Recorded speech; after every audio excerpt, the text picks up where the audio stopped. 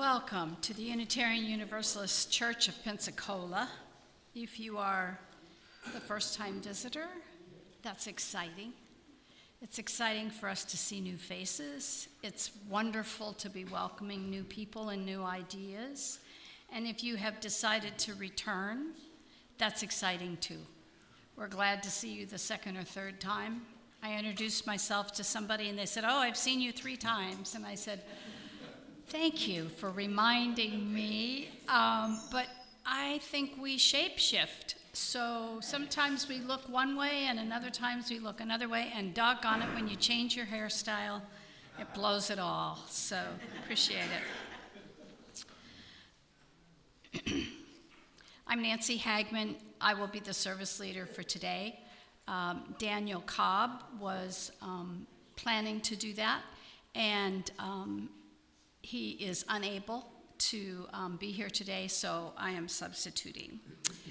We would appreciate it if you silence those little noisemakers that tell you when to get up, when to go to the bathroom, when to stand up so that you don't sit too long, when to take your medication. Any of those things, if you would please silence all of those things, it would be helpful for those around you and our musicians and our speaker. You're talking about our spouses? Oh my. A little humor helps us. Welcome to all of our visitors and those returning and into our community, as well as those online, anyone that may be looking at our videos online around the world, actually. We are a lay-led congregation. There is a pamphlet available if you're a first-time visitor and you didn't receive one that you can have, and you will learn a little bit more about us.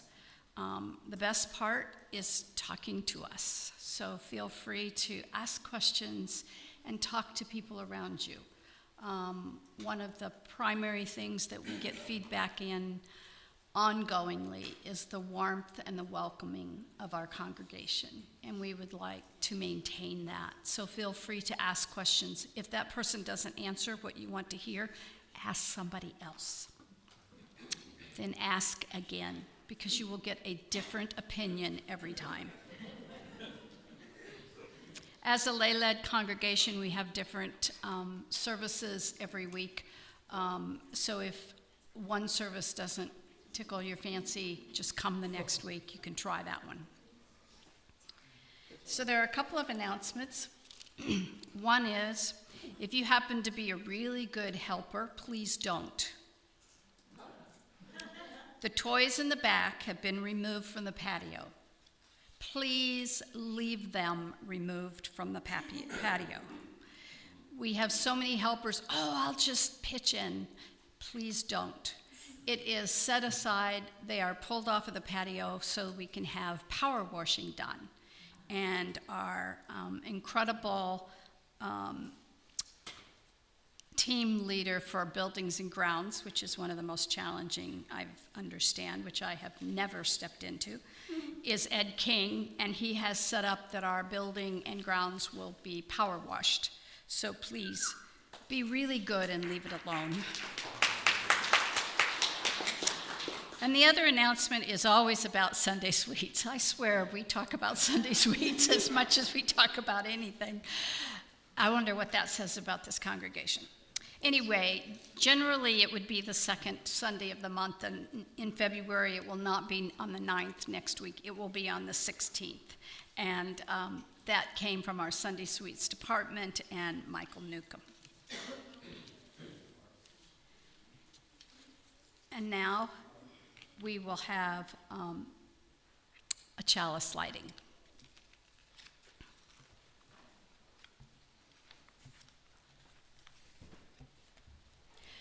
May the light of the chalice give light and warmth to our community when we are joyful and when we despair. And may we feel the warmth spread from our circle to wider and wider circles until they all know that they belong to the one circle of life. Betsy Barr.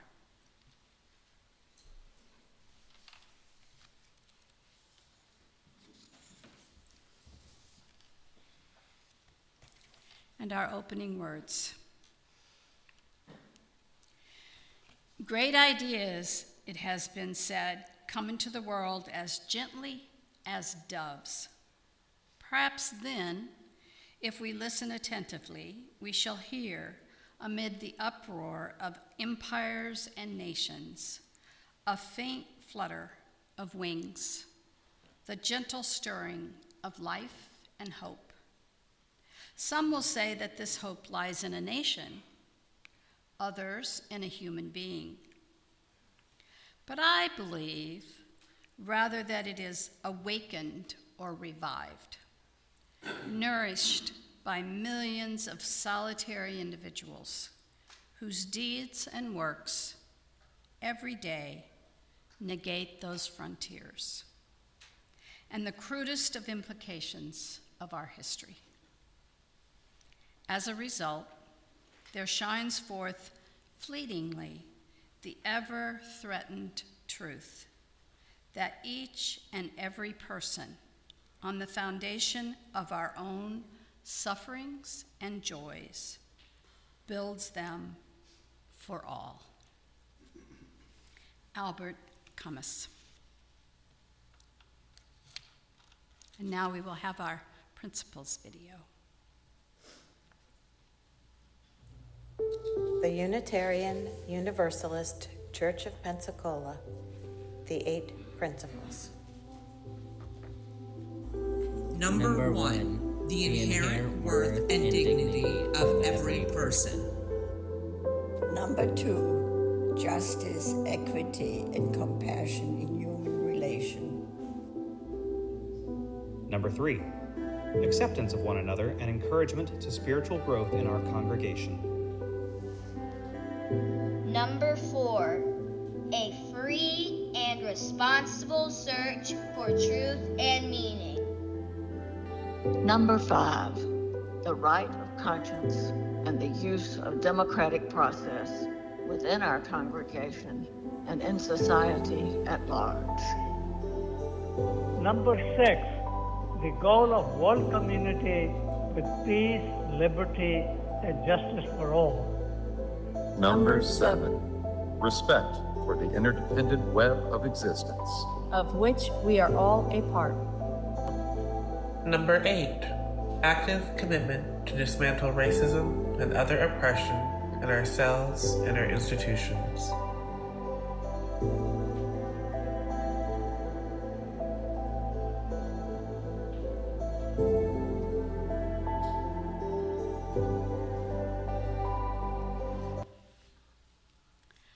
Our opening hymn is number 159.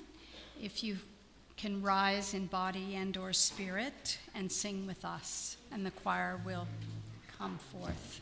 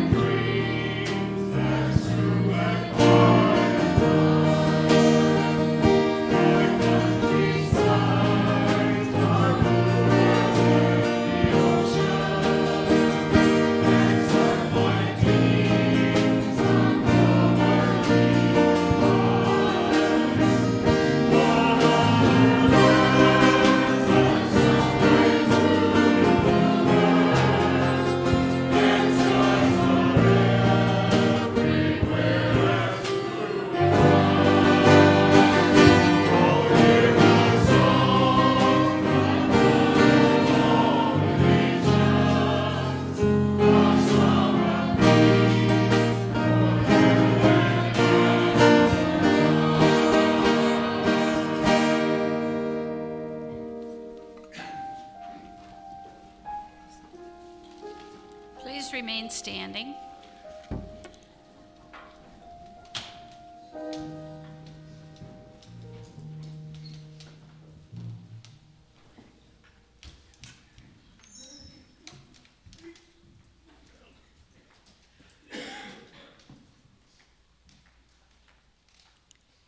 As we recite our covenant together.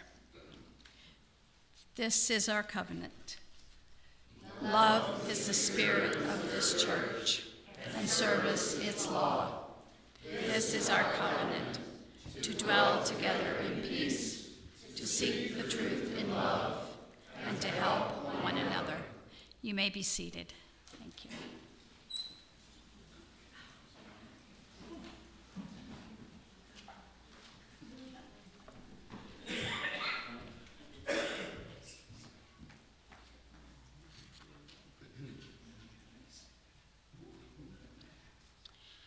Now is a time in our service that we do not record for live presentations beyond these walls, but we do welcome you to share those joys and sorrows, things that are on your heart. And we always begin with a candle that we light for the world at large, the bigger things around our world that affect us. No matter how we are affected, we are affected. So things that are taking place beyond what we would consider our control, we still light a candle knowing that they impact us in some way.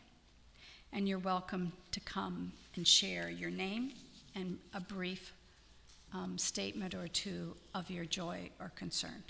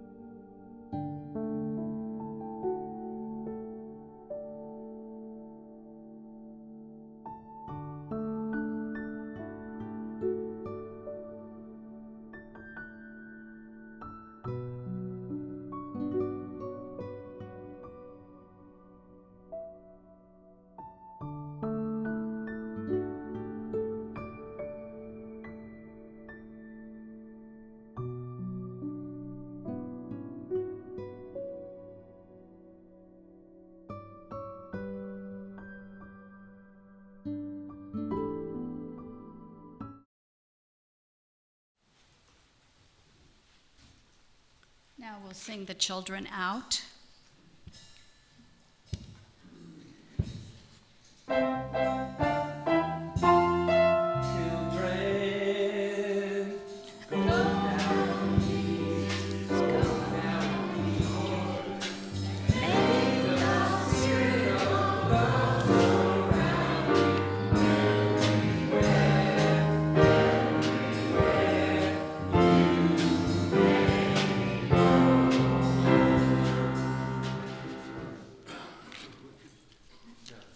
Don't you want to sometimes just trickle out with them and go see what it is that you might be missing, right?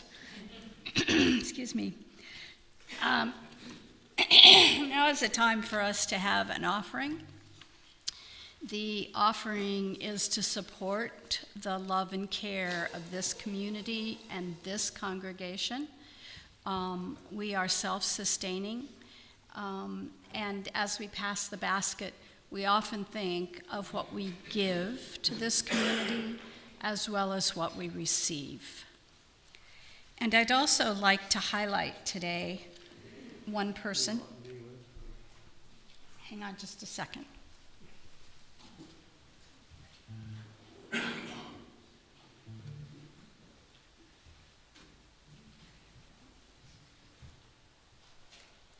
Our musicians are going to play for us during the offertory, but I'd like to highlight one of our musicians today.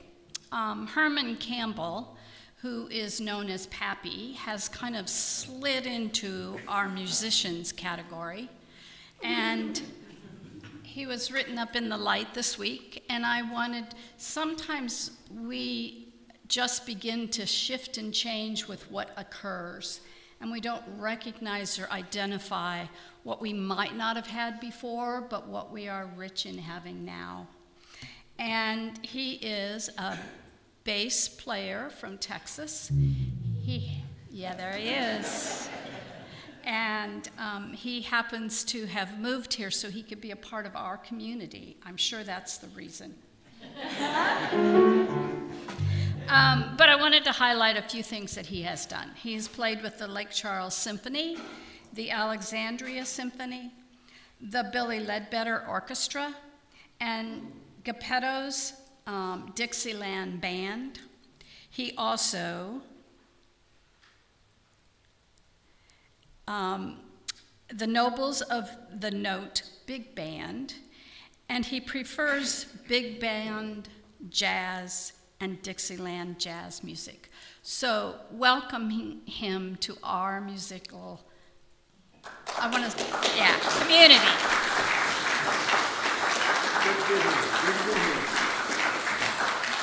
And now we'll have some music while the offering is passed.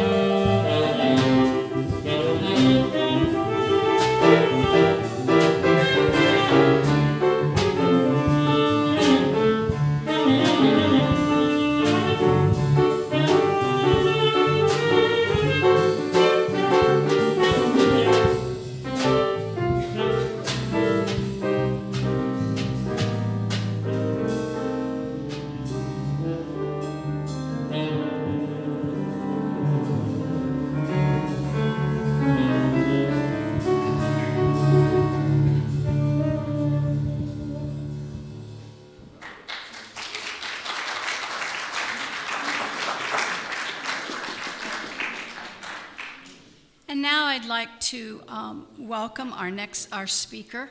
A year or so ago, he spoke with us, and last year he is a snowbird. He comes down once a year and spends several warm days here, like 2 weeks ago, right? But he does come with the intention to have some warm days. And fortunately, we have one today. Harold has spoken with us a few times.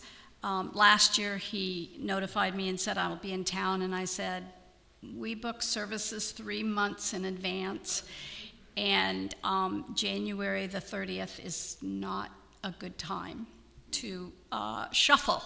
So this year, guess what? November, Harold contacted me and said, I will be there. So welcome, Reverend Harold Boy.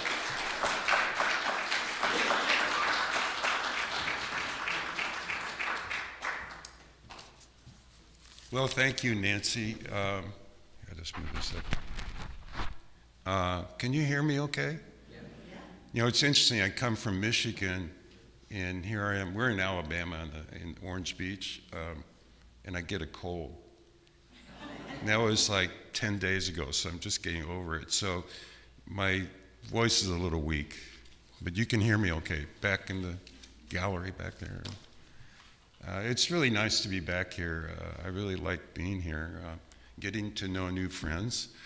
The one who collects your pennies is Penny. And then I met King Edward III, right? Fourth, King Edward IV.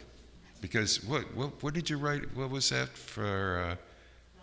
Library card. Yeah, library card. So, you know, Edward King IV, he wrote on the library card, King Edward IV. Isn't that wonderful? And I asked him if he's related to Martin Luther King Jr. You know, that's not funny. Okay.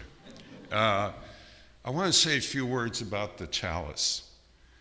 I don't know if you know about the history of the chalice, but that really comes originally from the American Unitarian Service Committee, which later became the Unitarian Universalist Service Committee. And originally, people at that time were going to Europe. Martha and Waitsil Sharp, in particular, I don't know if you know their story. Actually, Ken Burns made a movie about them.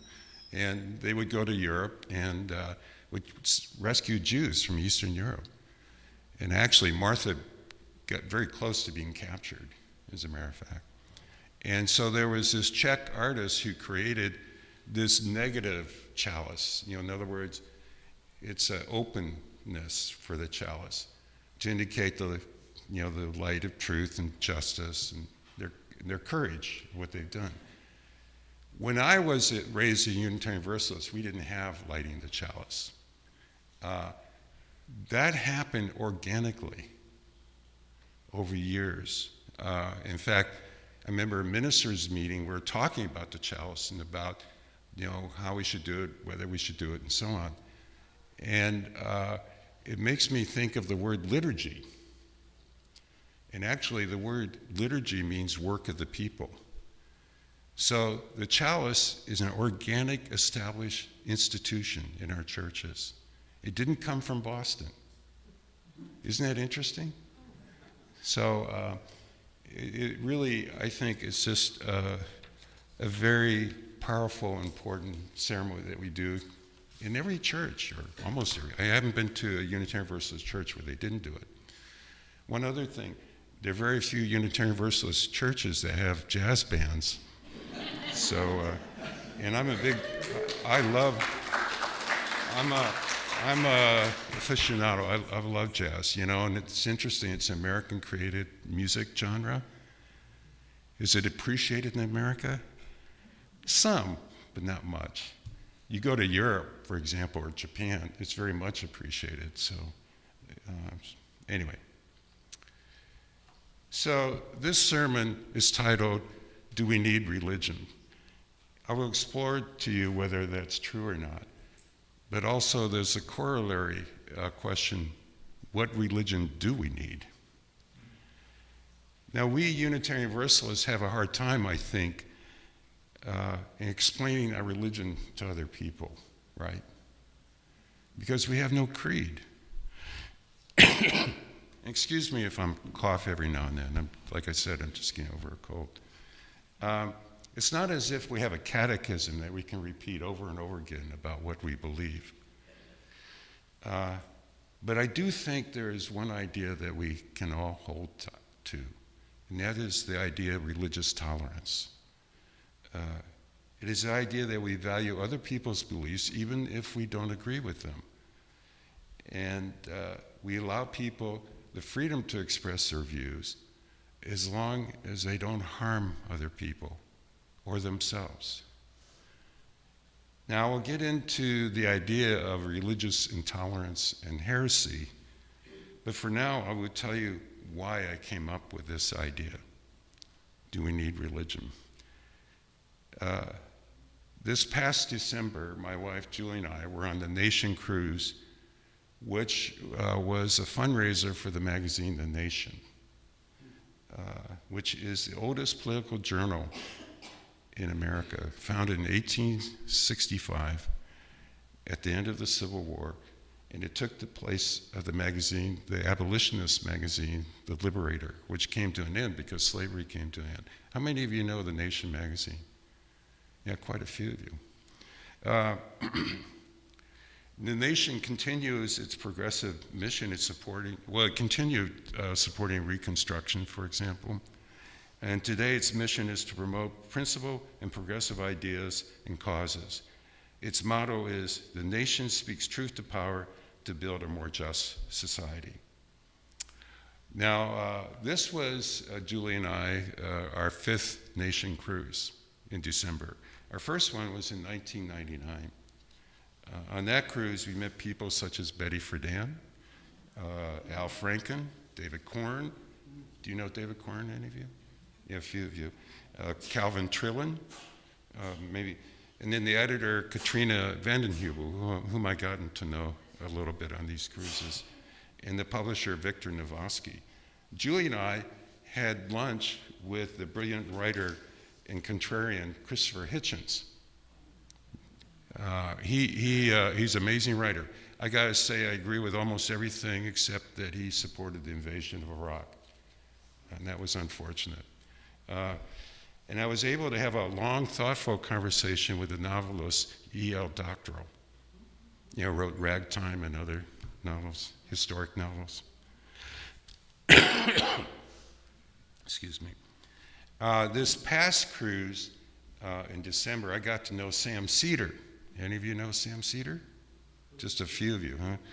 And he's the host of the podcast and YouTube show called Majority Report.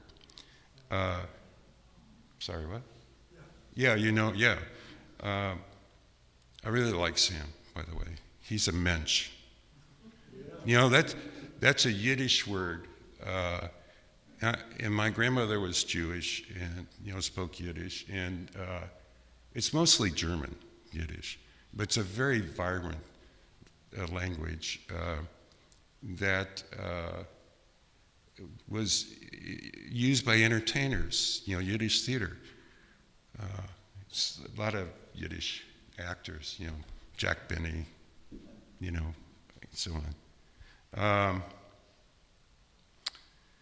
So we were talking at the dinner table about whether we need religion or not. And Sam Cedar was married, he's a Jew, right? And he was married to a non-Jew. And they had 2 children, a boy and a girl. And then they got divorced, and his partner is, of all things, a Mormon. A Mormon. So we're talking about whether the nature of religion, do we really need religion? I said religion is like fire. We need fire. We need fire to keep us warm, to create our tools and whatnot, to cook our food. But it also can cause great destruction like we see lately in California. A very sad event. Sam said religion was like a knife, and he said he was quoting Gandhi. And he said, we need fire, but we don't need a knife, kind of indicating that we don't need religion. And I tried to look up this quote, about religion being a knife, and I didn't find Gandhi saying it, but I found this quote by Desmond Tutu. Religion is like a knife. You can either use it to cut bread or stick it in someone's back. Pretty interesting. Amazing man, Desmond Tutu. I understand why people would say they don't need religion. And I think when people say that, they're referring to organized religion. And whenever I say I'm a retired Unitarian Universalist minister and they said I'm not interested in organized religion, I say, don't worry. We're not organized. Now, it's not that our polity, and I'll get into that a little bit later, we're organized that way. We have boards and so on. It's our theology that's disorganized. Because as I mentioned earlier, we don't have creeds. And so it's hard to know exactly who we are, right?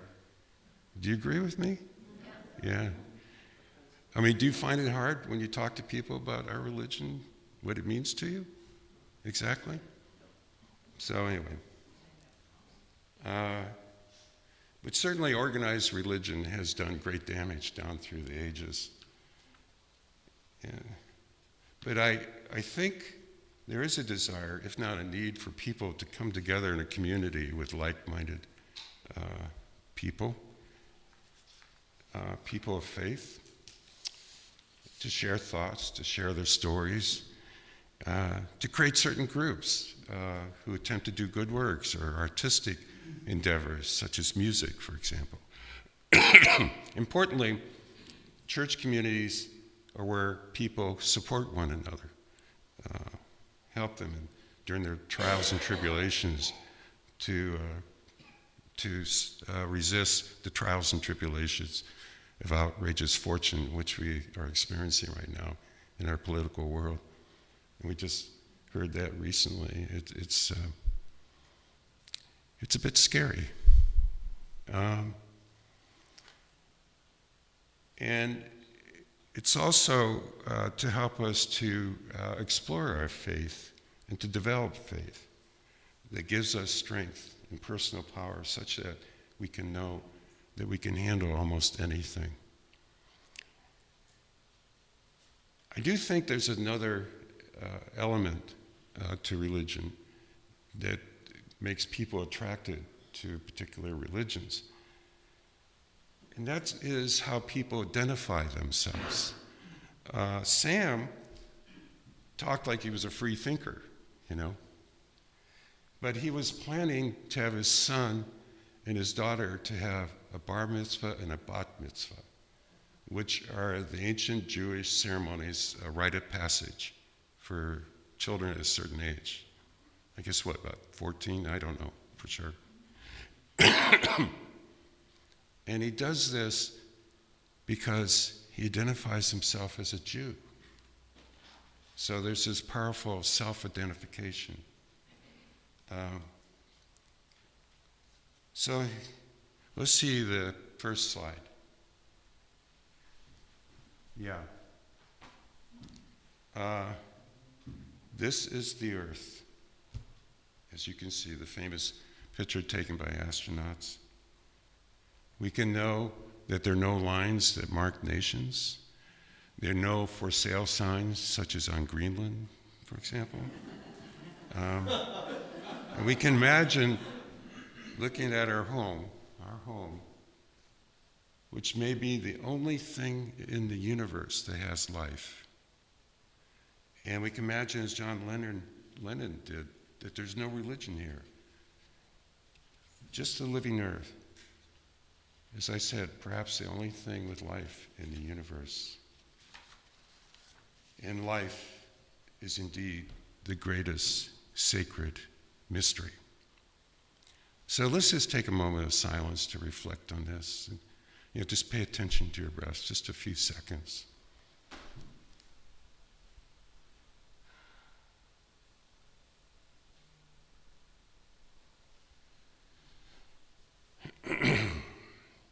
Now, those imaginary lines are drawn.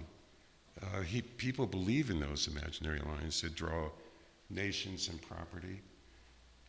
And often they use religion to define those lines and to justify drawing those lines. And they believe, quote, our religion makes our people better than your people.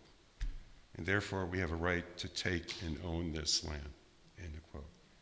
That idea of ownership is imaginary too. Now who gets to decide to draw those lines and who gets to, quote, own, end of quote, the land? It comes down to this one idea. Might makes right. Those who are so powerful to do the taking and owning the land must justify, not just to others, but to themselves, that they believe they have a right to do this.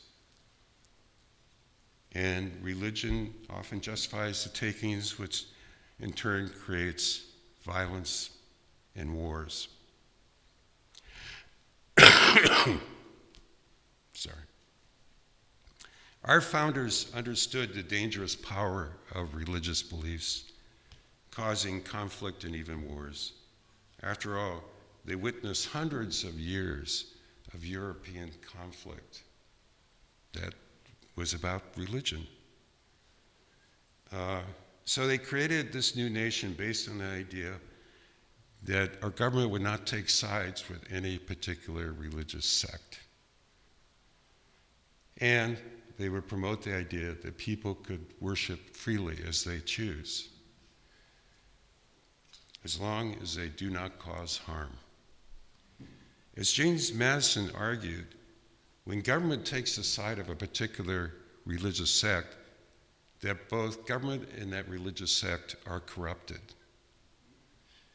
And he also believed, for example, and this may surprise you, but he believed there shouldn't be a chaplain in the Senate, which we have now, because that would demonstrate favoritism of our government to a particular religious sect that the chaplain represents.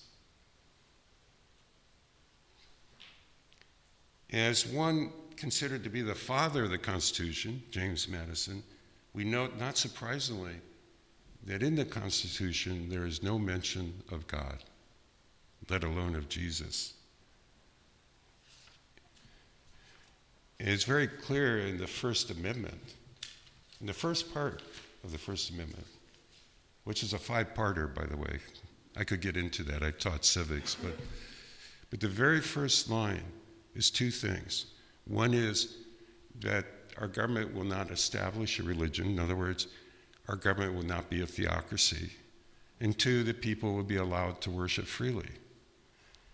Since then, with all our other problems, we have not had much in the way of religious sectarian violence.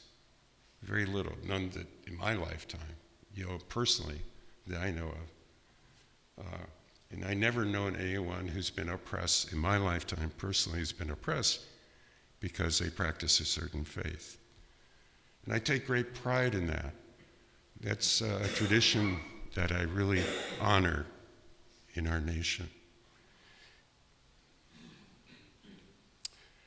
But that could change. There are people who want to make our nation into a Christian nation, whatever that means.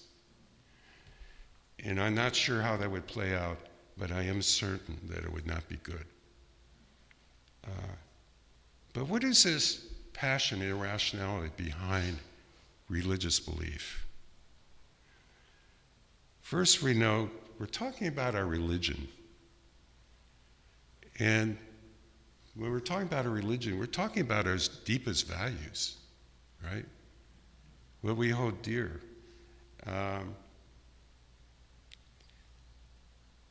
And we try to answer those important, often difficult and impossible questions, but we try to attend to those questions, like here in church. For example, what is our purpose in life? How do we confront our deaths, our mortality? Do we believe in an afterlife? Do we believe in God?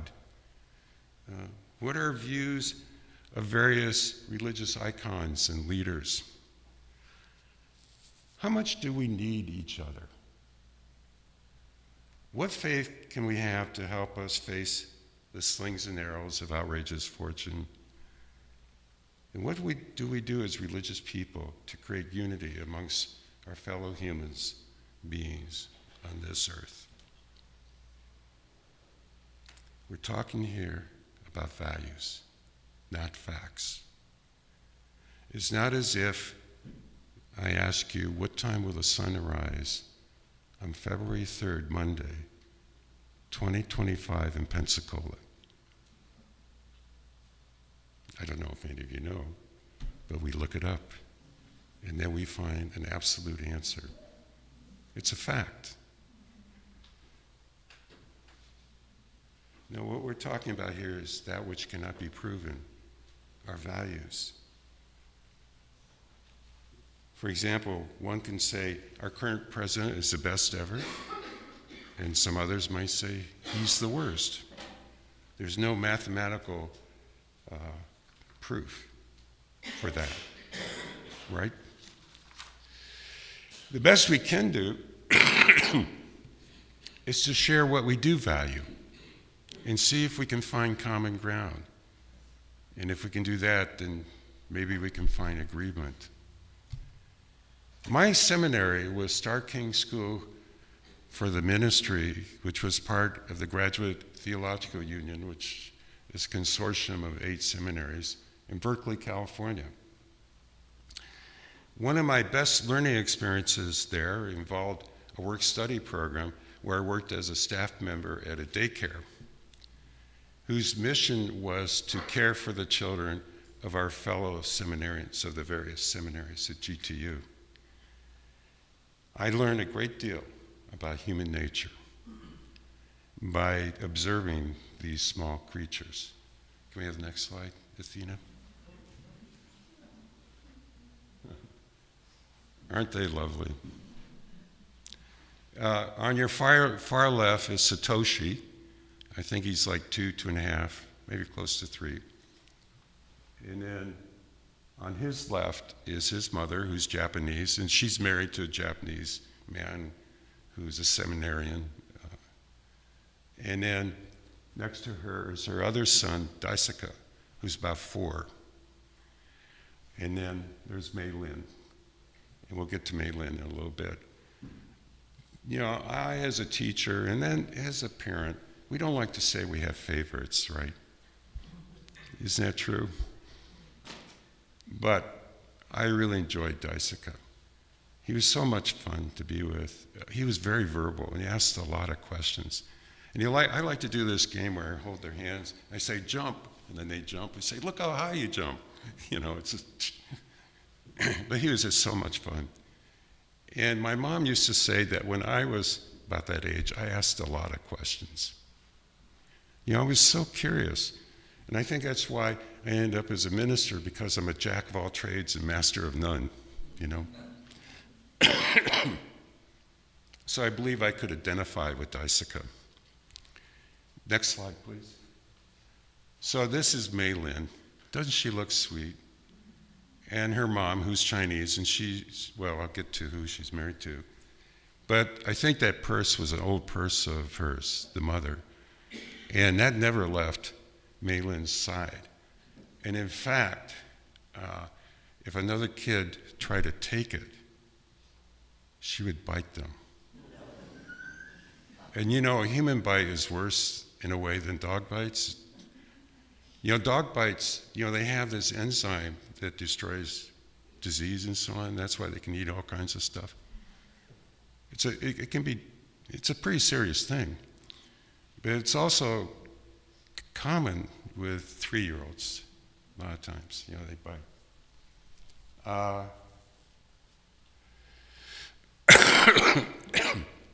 One time when her father was there, and he's of European heritage, he'd spank her really hard and she would cry. Yeah, really cry. But it didn't stop her behavior. So there was one time she was sitting next to me. I was sitting on a bench, she's next to me, and some kid reached for the purse and she started to bite him. And then I went like this on her lips. I didn't hurt her, I just startled her, you know. And it's like she had an epiphany. I'm not supposed to do this. And that's based on the principle of appropriate punishment. If you punish too harshly, for example, kids will remember the hurt from the punishment, not the offense that they created. And you can note that the people in prison, by and large, most of them have been punished harshly. They have a lot of anger, unresolved resentment. Now, interestingly, the favorite word in the daycare, any of you work in a daycare, is mine. Actually, I was talking to my classmate, John Bimbo, who has a little granddaughter, and I said, John, he's from high school, classmate of mine. He said, you know what favorite word in daycare? And he said, mine. So I didn't have to tell him. Some people think 2-year-olds, their favorite word is no. But when you're at daycare, it's no, it's mine. And Mei Lin, I'm sorry, somebody? Oh, you're laughing, okay, good. Laughter's good for the soul. Anyway, Mei Lin's father and I had this discussion about why is this happening in daycare. He posited the idea, maybe it's because we're in a capitalist society. And ownership's so important and all that. I guess that's a factor. But then he wondered, well, maybe the people on the kibbutz and their children, maybe they behave differently. Maybe they don't get into this ownership so much. Now, this was back in 1978. And I didn't think much of Israel at the time, one way or the other.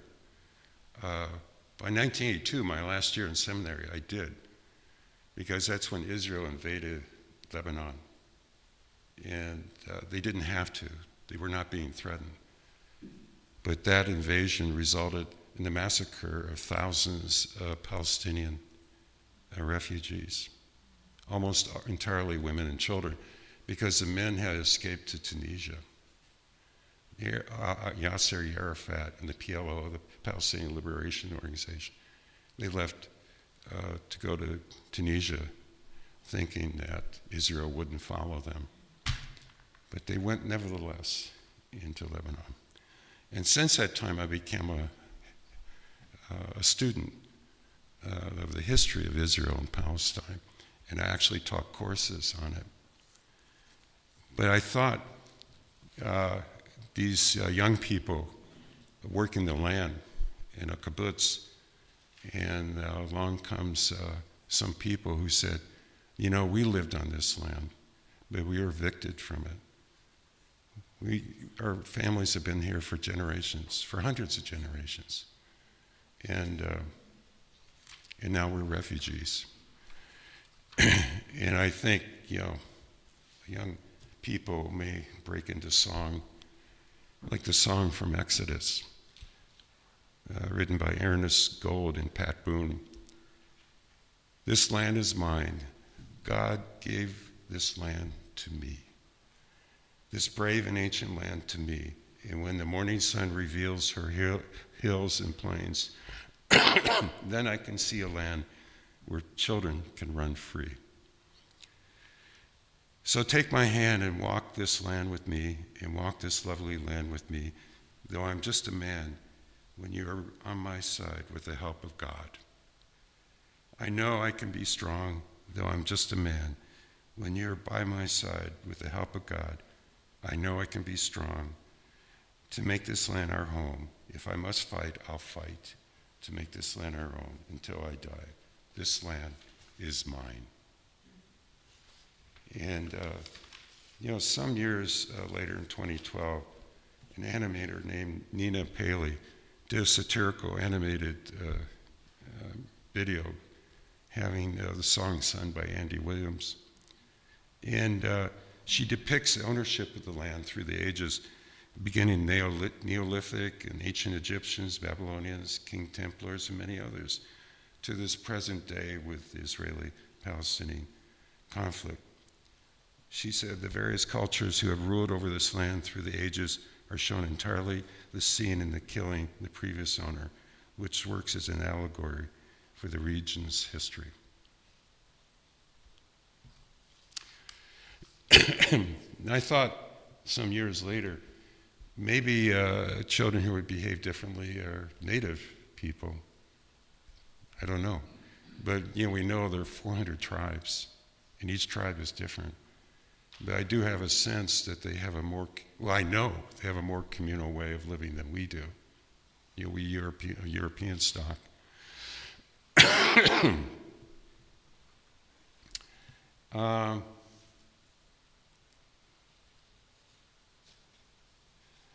So,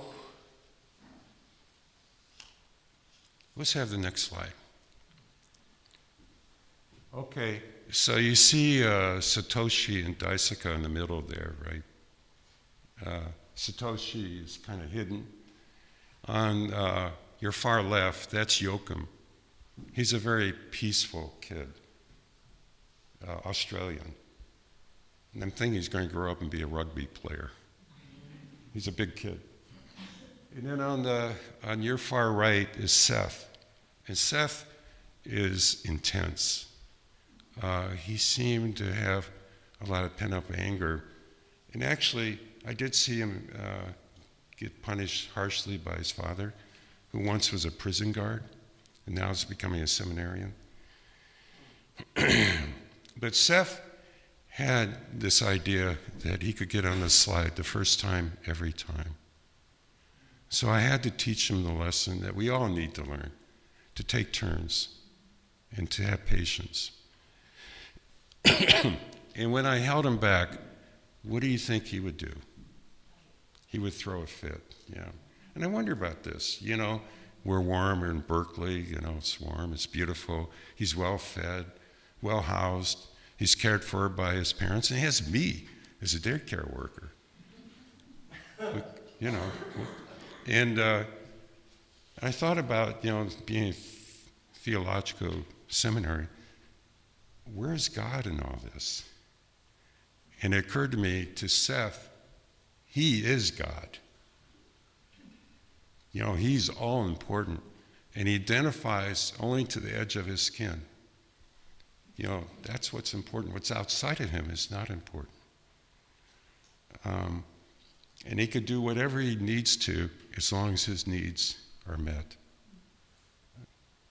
This is the emotionality of a 2-year-old. And of course, we see people who grow up and keep that emotionality when they have adult reasoning.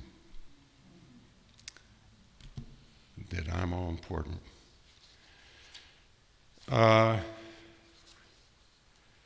But hopefully, as Seth grows, and can we have the next slide, please? We have this process that I call the self-identification, self-identifying process, where it's like throwing a pebble into a pond. And we can have the next slide. We create concentric circles. And those concentric circles are the enlargement of our self-identification. And it begins with our mothers. Yeah, we identify with our mothers. So if she's sad or she's hurt, we feel concerned because she is part of us, you see. And those circles, if you mature, big if, right? Those circles increase, and they include our father, our siblings, our friends, later our co-workers, later members of a church, of a religion, of a nation. And if people are really realized, like Gandhi and Desmond Tutu, or Martin Luther King Jr., that identification goes for the whole world, all the people of the world, and also the flora and the fauna, our living earth. But what happens is, oftentimes, the edge of the circles start to solidify. It's almost, they become concrete, a wall, a very high, thick wall. You know, I'm thinking about this in terms of religion, so that you have this idea that inside the circle, circled by a wall, that our religion is better than what's outside of that wall. And oftentimes we'll demonize those people outside that wall. Or maybe even worse, we'll reify them. We turn them into things so that we don't even think about them. They're like a rock you kick down the road or a mosquito you swat away. Now, Perez Zagorian, in his book, How the Idea of Religious Toleration Came to Us, I really recommend this book. You could have a book discussion about this. It's a really very thought-provoking book. And he talks about how heresy first began with the Christian religion. I mean, since it's gone out to other religions, but it began with the Christian religion, with the early Christian church. Heresy comes from the Greek word heresis, which means choice. It means choice. And it can also refer to opinions and philosophical sects that are professed in schools. Schools of philosophy. Now, this may seem odd. The heresy means choice, because that's such a powerfully important and positive word for us as Americans, right? I mean, it refers to our freedom that we value so much. But we can see that it's a negative word, and we can see it, for example, in Paul, who would complain in 1 Corinthians chapter 11, verses 18, 19, about the divisions caused in the church in Corinth, that he called schismata among the members of church, and that there are also heresies among you causing these schisms. In other words, the heretics are the arrogant ones, the ones who are choosing to believe what they want to believe, and who are expressing different ideas, interpreting theological principles that challenge the orthodoxy of the church fathers. Later, Zagoran writes about three men, one of whom marked a watershed moment in the beginning of the idea of toleration in the West. Now, the first is John Calvin. Now, how many of you know John Calvin? Almost everyone, right? Maybe some of you come from the Congregational Church, right? John Calvin was the creator of Calvinism and the Reformed Christian Church. He had some pretty strange ideas, in particular the idea of predestination, which I won't get into today. But let me tell you, it's weird. But he did create a democratic process. Are you aware of that? He created a democratic process in that he created a church where the congregation calls the minister. In other words, it's from the bottom up. It's not a bishop placing a priest or a minister in the congregation. It's the congregation. And that's what Calvinism became the Puritan church in this country, which was the Congregational Church. It's now UCC, United Church of Christ. And as I mentioned earlier, by the way, our polity, which is organized, right? I did say our polity is organized. That comes out of the Congregational Church. Are you aware of that? Because the beginning of American Unitarianism, the original Unitarians were congregational ministers. And they didn't want to leave the church. They called themselves liberal Christians. But they were forced out, and they created this new movement, the Unitarian movement, until we merged in '61 with the Universalists. That's another story.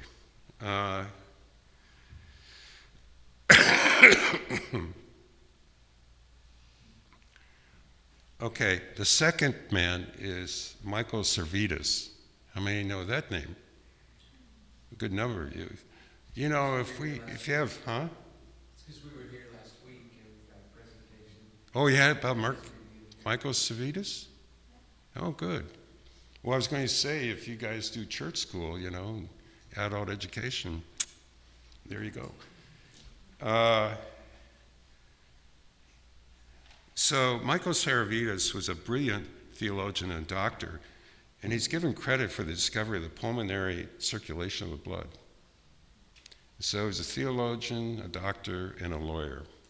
Quite an amazing man. And he was arrogant. I guess you could say he thought he was the smartest man in the room, because he probably was. But he's best known for writing a book that got him killed. Did you talk about that? We had that last week. Yeah. And the book was called The Errors of the Trinity, which posited basically the Unitarian idea that God is one, right? Because of that book, he became a hunted man for 12 years, going all over from Spain. He went through Geneva, and then he went to Italy, and then he came back to Geneva.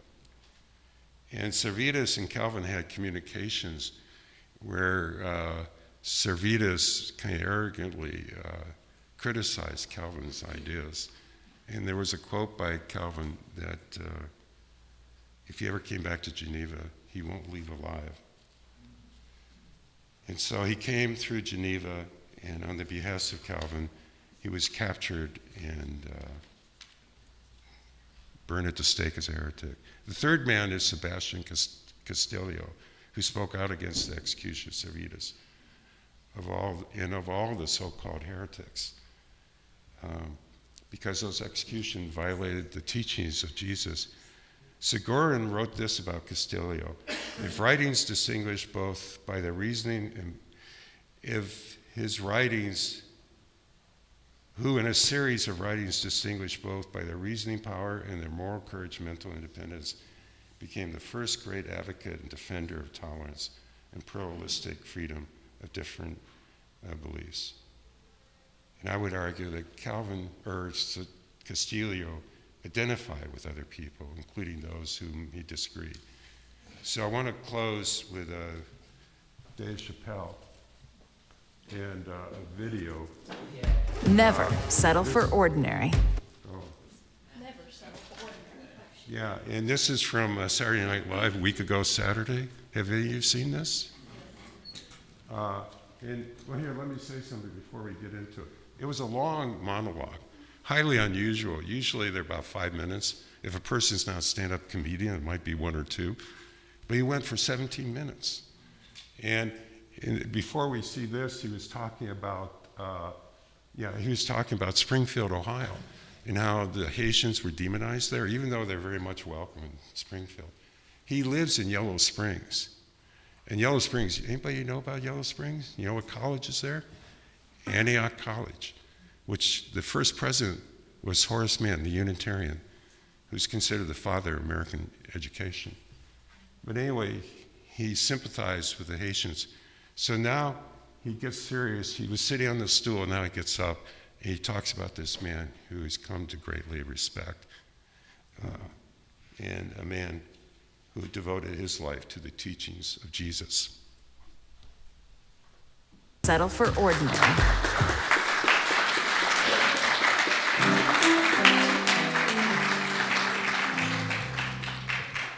And now we will have our closing hymn, and the slides will present this is Imagine. Many of you will know it, but there will be words on the screen.